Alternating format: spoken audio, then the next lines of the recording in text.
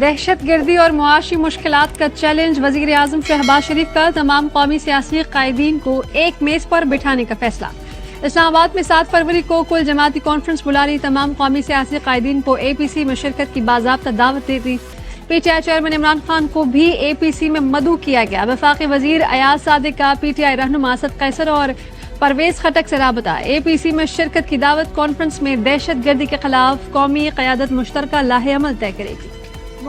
खुदकुश हमलावर पुलिस की वर्दी में था। IG KP का इंकशाफ। कहा एहलकारों ने पेटी भाई समझकर तलाशी नहीं ली, अब सहूलतकारों तक पहुंचने का इम्तहान है।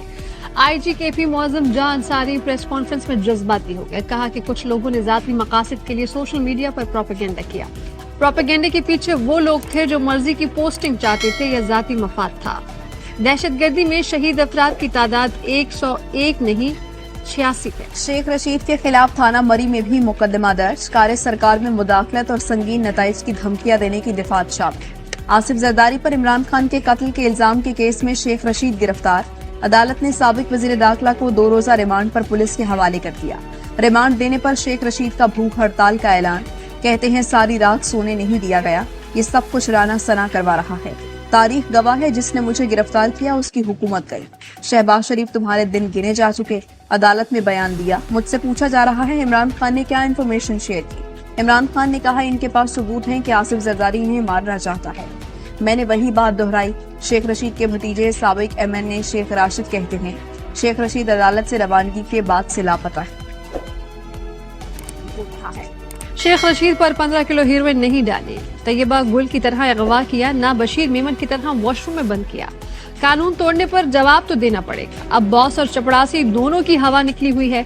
रहनुमा पीपल्स पार्टी सईद गनी बोले कि कत्ल के मंसूबे के झूठे इल्जाम पर गिरफ्तारी तो बनती है। इमरान खान भी अदालत में आकर अपने बयान की वजाहत करें।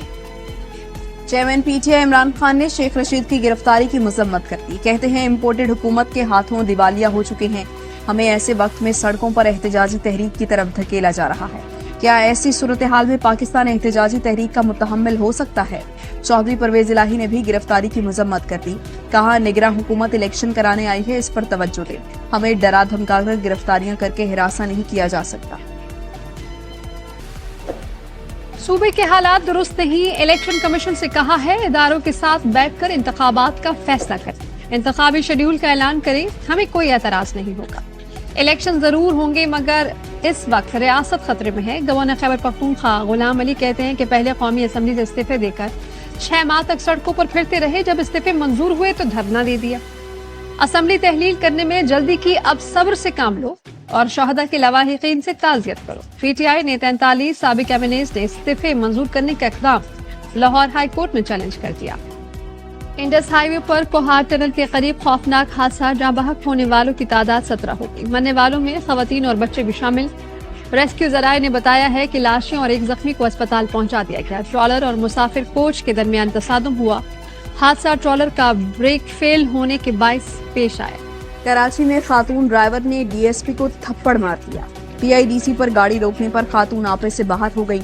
DSP और ट्रैफिक कांस्टेबल को धक्के दिए। खातून मुस्तकिल बूढ़े DSP को धक्के भी देती रही। कराची में फैंसी नंबर प्लेट और टेंटेड ग्लास के खिलाफ कार्रवाइयां जारी हैं। ममनुआ फंडिंग केस में इलेक्शन कमीशन का फैसला कलअदम करार देने की PTI की दरखास्त मुस्तरद। इस्लामाबाद हाई कोर्ट के लाजा बेंच ने महफूज फैसला सुना दिया।